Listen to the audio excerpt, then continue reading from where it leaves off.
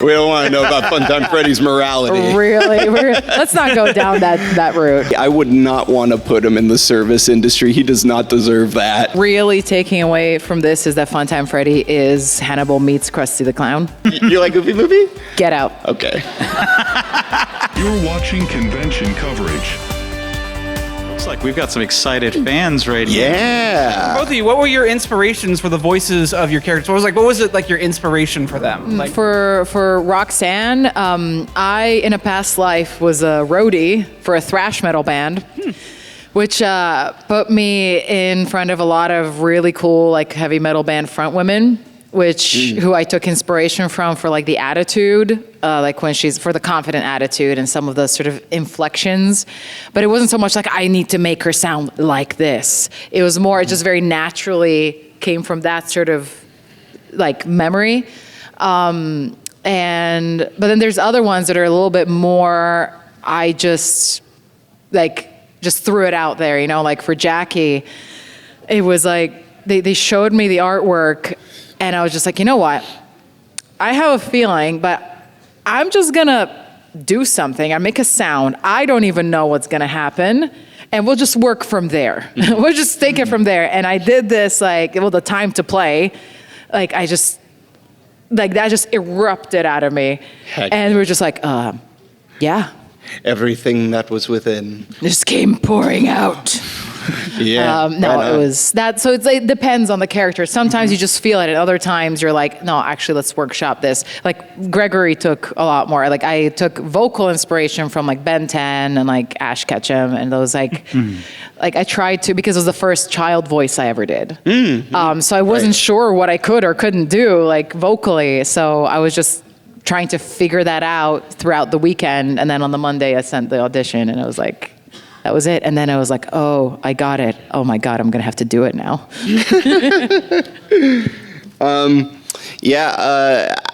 I feel like there were a lot of different inspirations in the ethos of Funtime Freddy. If I'm using the word ethos right there, is that right? yeah. I guess, yeah. Or ethos. Yeah. Anyway. Ethos is like, what is his moral stance on things? We don't want to know about that. We don't want to know about Funtime Freddy's morality. Really? Let's not go down that route. I took cues from like Hannibal Lecter, some stuff from Krusty the Clown.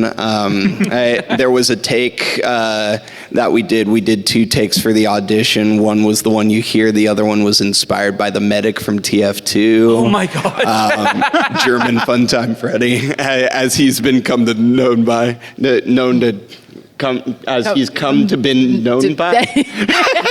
What is English? As he's come to be known by. Yes, thank you. There you go. Thank you. Thank you, editor. You're very I'm Kellen's translator. I appreciate it. Fluent in Kellenese.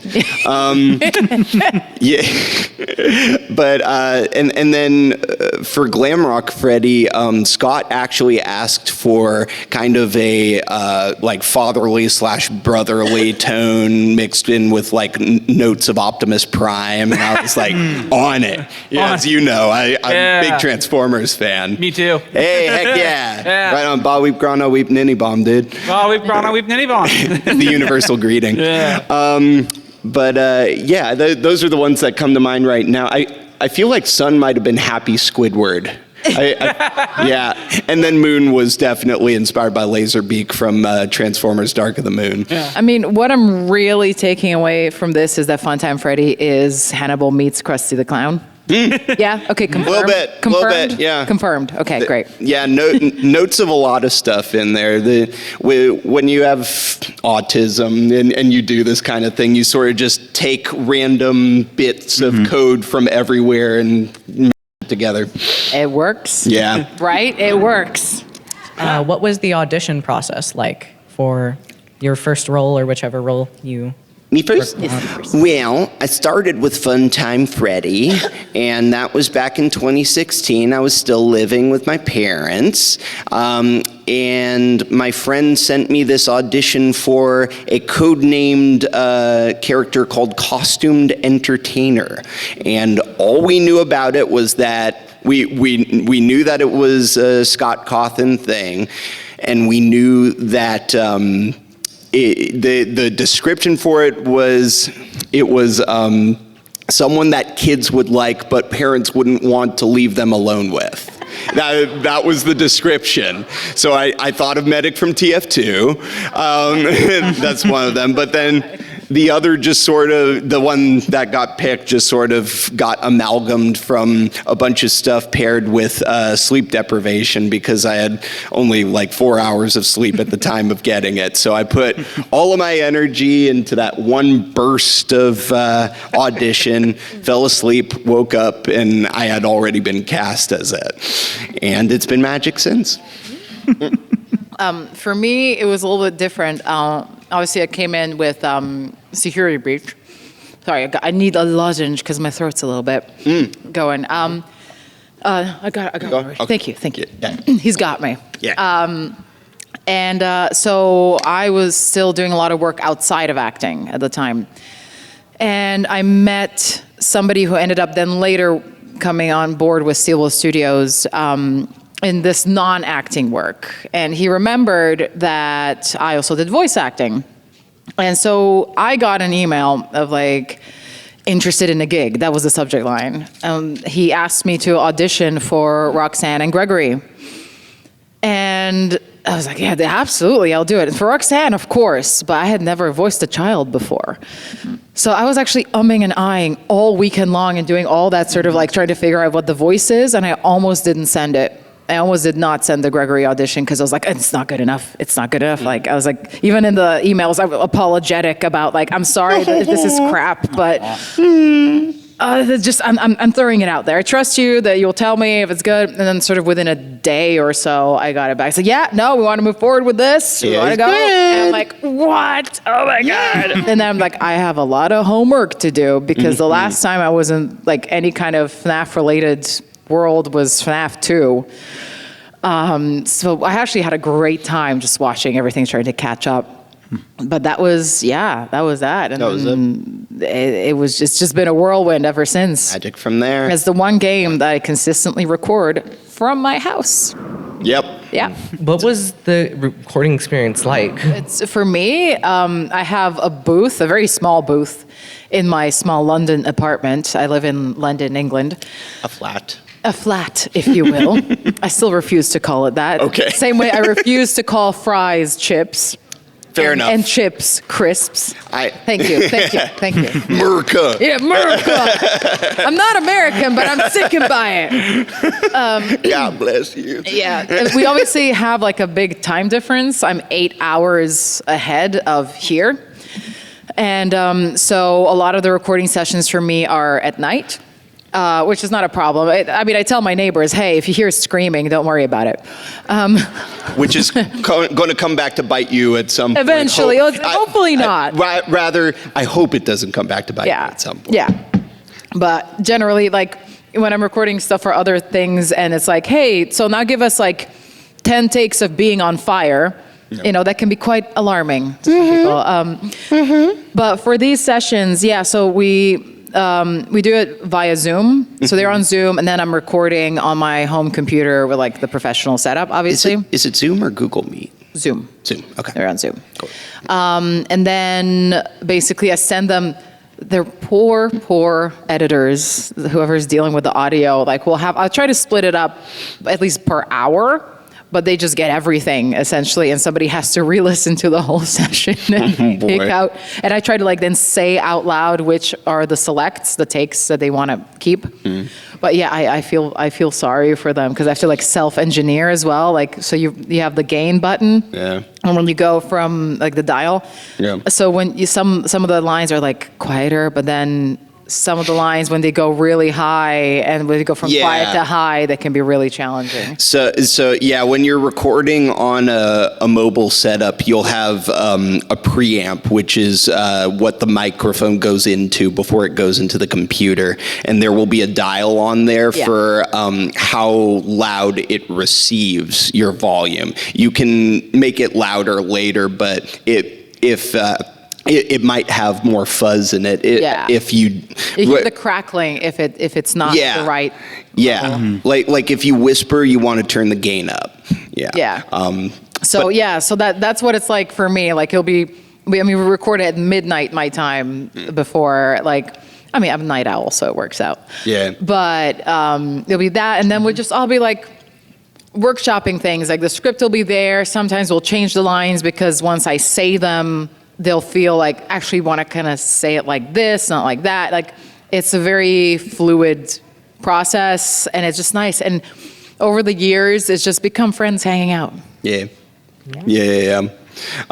Pretty much the same. The same thing. I kind of like writing the game though. For some reason, it might be an autism thing. I hate it. I hate it. I just want to do the thing. I don't want to think about the buttons. Fair enough. Fair enough. In some delivers of the lines, especially from the custom night, like when Funtime Freddy throws his little like Bonnie puppet, Bon, go get him! What exactly is the like accent or like voice kind of thing there? Because I can never put my place on it. Like, what exactly is that there? Like, how do you do the delivery there? I mean, it was so long ago. I barely remember. I mean, I feel like it was the same accent as before. It was just like, go get him! Just like threw it at the door, pretty much. All of it was pretty much just, different kinds of screaming. What is your favorite voice line? The entire Mr. Hippo monologue. No.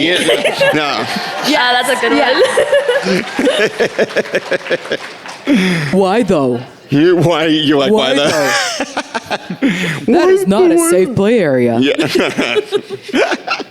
That is a fountain. A fountain is a decorative. I still can't remember the whole thing. I do like I'm the best. There is a spot in my heart for that. Another one, like, naughty boy. What's the funniest moment you had when recording these characters? We like to narrow it down because there's so much. Yeah. I mean, I had a lot of fun with Little Jimmy's birthday cake. Little Jimmy would know the difference. That stuff was fun. Me and J-Top and Brian, is it Freyermuth or Friarmuth? Let's settle this once and for all. I would say Friarmuth. Friarmuth. He's not here, so. Yeah. Once and for all, it's Friarmuth. Okay. We get into these like, okay, yeah, so these lines, you can do them as written, but, throw out a couple options as well. So there were a lot of them when Gregory was doing a flashlight in Glamrock Freddy's eyes. I can't see, or why though? That stuff. It was a lot of fun. Just the improv stuff. Yeah, exactly. Like, stuff that we record for fun, like when we have some extra time left. Like I did a Mortal Kombat reference of like, get over here for one of the characters, and for Roxanne, one of the it just kind of bubbled out of me. It's like, do you think all this just happens? Referring to like her outfit. Do you think all this just happens? Like, no, you need work. And like recording stuff for Help Wanted too, when she's in the makeup chair and just like screaming at you, and just knowing that I'm gonna be screaming at you as a poor player, like, I am the star, and all that, what are you looking at, and all that kind of stuff.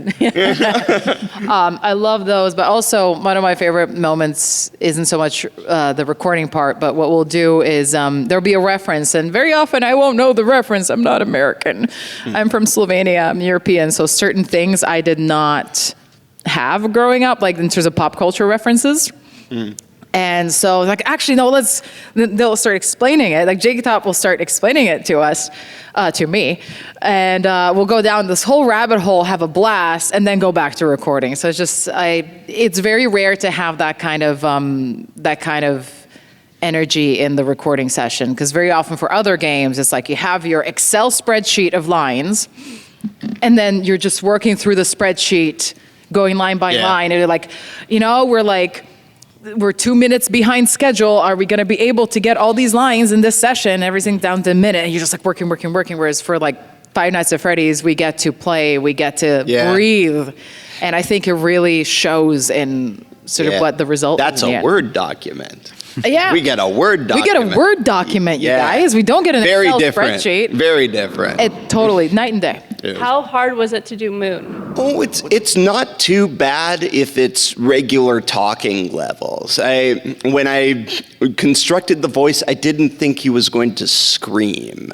So when he's screaming, it's a bit harder, just because of where I place him in the throat. But when he's just talking like this, it's easy. It's like whispering.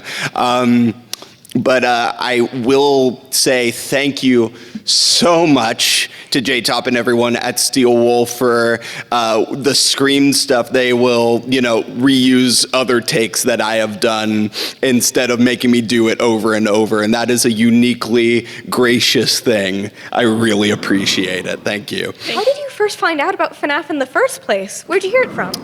Markiplier. Was that? Markiplier. Oh, Markiplier? Back in the day.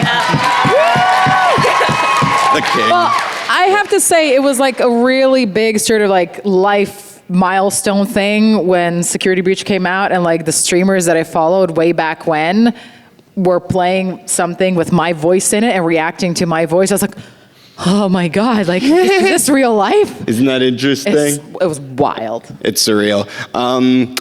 When it came out, I had just graduated high school, so I was still in that phase where we're still like kind of, in the same friend groups as we were. And everybody, that was just the talk of the town at the time. And they sat me down with it, and I ran away. And that was my experience with it. But I did like the fact that it was animatronics and all that. I loved that stuff growing up. And then I learned a lot more about it. If you could go back to re-record any of your lines, would you? When it first comes out, like any project when it first comes out, I can't help it because I try to redirect myself in my head. Yeah. But then the more time passes and we're like, no, that is absolutely the right way. The right way to, like, it serves the story, it serves everything. Like, yeah. I try, to be honest, nowadays I try not to even think about it that way because it's not really up to me. It serves a bigger story than like my personal sort of like, oh, I wish I could do this. Perfection. Yeah, it doesn't really matter at the end of the day as long as it does what, like, as long as it makes everybody cry. The story, yeah. That's great. Yeah. I usually at the start I'm like, ooh, I could have done that different. But then as, you live with it and that becomes the cemented line in history, you're like, okay, you learn to appreciate it. And then you just like start to genuinely like it. You see what J-Top was seeing there. Is there an animatronic you would like to voice but you have not yet? Helpy. Yeah, full stop. You're saying I want to be phone guy. Yeah, I want to be the next phone guy. Come on, let's do this. Make it happen. Yeah. What Five Nights at Freddy's game is your favorite and why? I like a lot of them for different reasons, but I always go back to FNAF World just because it's so different, and I love RPGs. I mean, for me, Ruin is special.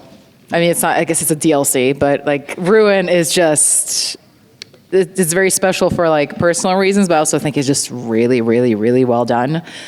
But I also really like the Nightmare animatronics.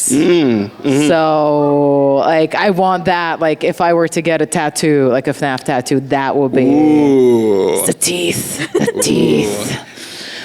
So that'd be amazing. That would be do numbers such a good, on like Insta. a sleeve. That would do numbers. Oh, it's so good. Oh, that would rock. Get all the likes. You prefer sun or moon? I prefer sun. Sun is fun. You like sun? Okay. Right. Well, keep the lights on then. Yay! And I'll stay here forever. I'd invite Sun to my party. Oh. Sun would be at my birthday party. He would bring finger paints and scary stories. Exactly. Yeah, favorites questions are hard because I feel like if I ever said a definitive answer, it would make whoever is a fan of who I didn't say sad, But But I don't know, there's just something to like about both of them. I incorporated different parts of my autism into both. So that's like choosing which part of me is my favorite almost, you know? That's a tough one. So sorry, I love them both. Who is your favorite character? I always say Mangle. I really like such a unique body type. Like I like things that are different. I like things that break the mold. For favorite character, it's for me Glamrock Freddy. Yeah. But I will say that one that's been really coming up there is Jackie. I like Jackie a lot. I got to play, so yeah. Both of you, if your characters were to work at any restaurant, which restaurant would it be? Man, Glamrock Freddy, I would not want to put him in the service industry. He does not deserve that. I would imagine Roxanne Wolf would be literally the worst waitress you could ever have. The worst server. She would just not have any time for you. On her phone the whole time. Be happy you're even getting anything. Yeah. Like, do you think all this is going to serve you food?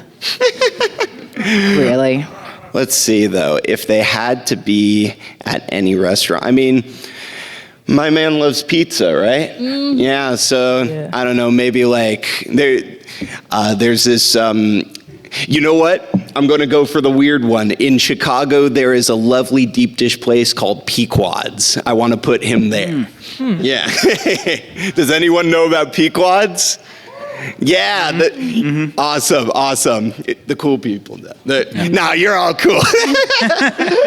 I think Gregory be in like some sort of like candy shop or like dessert theme thing, like just decadent, just over the top, like sugar on top of sugar on top of sugar. Yeah, like the Jelly Belly thing. Yeah, like it would just be the most over the top thing. I think Vanny could use that knife and put it to work. Yeah. Chopping some onions. Yeah. True, you just never know if the thing that you're being served is the thing you think it is. Stirring the soup. Yeah, well, but what's in the soup? That's what I'm afraid of. If Van is in that restaurant, that's what I'm afraid of. There's a knife in the soup now, yeah. If something bad happened and you had to possess any animatronic, who do you think would be the best and the worst animatronic to possess? I think the worst one would probably be the mannequins from the new game, from Secret of the Mimic, because they can't move. They just say the same stuff over and over again. Yeah. Was it like being trapped in there would be awful. Hell. Yep. I would like to be Music Man. I don't know why, but Music Man is He big, he large and in charge. He large. Yeah. He'd be a good bodyguard too. The tunes are that's true. The tunes are always, pumping, like the beat is pumping. Yeah, you can log into your Spotify on his main cerebral port. Exactly. Yeah, plug into the Spotify party. Yeah, I think Music Man would be pretty great. And he has a mini version, so True. Yeah. A hive. I don't know. I feel like I would end up in Glamrock Freddy. I feel like he's got more. I don't know. I like the hatch and I like all the different stuff he can do. I don't know. And he seems like peak physical condition as well. True. He works out. Okay, so if you could choose any animatronic to be your bodyguard, who would it be? Roxanne Wolf. Who's the? Roxanne would be she'd keep me pretty wild. Who's the strongest? Who's the strongest animatronic? I want to. My mind goes to Nightmare Fredbear. He's terrifying. No one would come near me at that point. Right? But he also might hurt you. That's the thing. That's a chance I'm willing to take. Fair. I just got to make sure he's pointing away from me at all times. Yeah, just stay outside of his view. Yeah. Because for me, I would probably choose either Montgomery Gator, because even though he doesn't have legs, he's still willing to fight back. True. Right on. True. Even Roxanne, she can't see, but still she doesn't give up a challenge. Oh yeah, no, she's coming after you. Anybody looks at me wrong? Yeah, that's why. Hands immediately. It's on site. Yeah, on site. It's on site. The eyes. Oh yeah. Anyway. It's like I will always love the fact that Puppet Roxy has 2 eye patches. We got Roxy eyes. Yeah, somebody Someone gave gave us us Roxy eyes. I Roxy finally got eyes. my eyes back. Thank you. Yeah, I got one of them. We're seeing eye to eye. If we listen to each other's out. You know, you like Goofy movie? Get Out. Okay.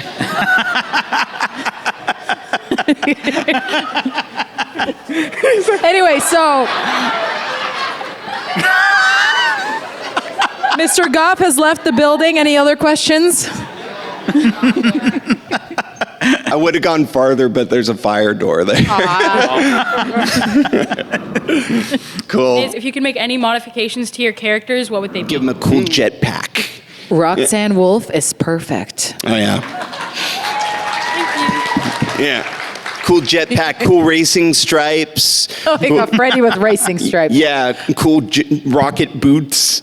Yeah, just a bunch of rockets. If you can change the style of your guys' characters to like a different clothing style, which style do you think would fit them the best? Maybe like 70s metal, like Kiss kind of thing. That's 80s. Oh, I'm 80s. dumb. Yeah, I mean, I think actually a Kiss makeover, Kiss kind of makeover? of the Glamrocks, that would be epic. Yeah. Yeah. Oh my God, that would be great. Yeah, Kiss reskin. Yeah. I mean, to be honest, I would love for it to like turn into one of those where you could get like different skins for the Glamrocks. I So you agree. could have like a Kiss skin, a grunge skin, a ballerina skin. I'm sure there's some mods out there Yeah. that have done it. We need some crossovers, like full goth. Goth Freddy. Absolutely. Goth Freddy. Emo Freddy with a fringe. My Chemical Romance Freddy. Yeah, My Chemical Romance Freddy. Black Parade Freddy. Yeah. I'd love to see that. Me too. I want to see him with the shoulder thingies. How do you feel about how would you say what inspired the relationship with Gregory and Glamrock Freddy? Because to me, it kind of reminds me a bit of Marty Teacher's Typing Head and the Demo Flower for how they're kind of both uplifting compared to how in the older roles, Freddy's trying to murder you. No, I feel like it's a protector type of deal, and I don't know. I think very much. I wish it was tired reciprocated. Parent almost. Yeah, tired parent at certain points, but I feel like as got time my goes back. on, yeah, Freddy's got my back. Yeah, I like to run around and like do stuff, but like if things get a little crazy. I had to install bags under my eyes to reflect where I am mentally. Way to go, I love you, Freddy. Way to go, superstar. If you had to work the night shift at Freddy Fazbear's, do you think you'd be able to survive all 5 nights? No. No, I would die immediately. Actually, I think I'd have a fighting chance. you would. You absolutely would. I'm stubborn. I'm. You're a like, human of means. I punch back. You know how to do an eclectic mix. Yes, I'm ready for the apocalypse. Let's just Yeah. put it that way. Yeah, you're stocked up. Just me like trying to like choke out an animatronic. Like, no, you're going down. Sick binky on him. Yeah, exactly. My pony would protect me. I have a pony. What's the scariest animatronic to you guys from any of the games?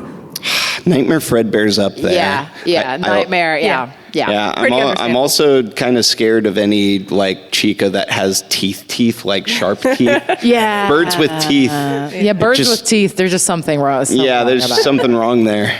But yeah, Nightmare. Nightmare Fredbear. Fredbear. Yeah, Nightmare Yeah, Fredbear. I think that's the one. There. Thank you guys so much. You guys are amazing. Thank you. Thank you.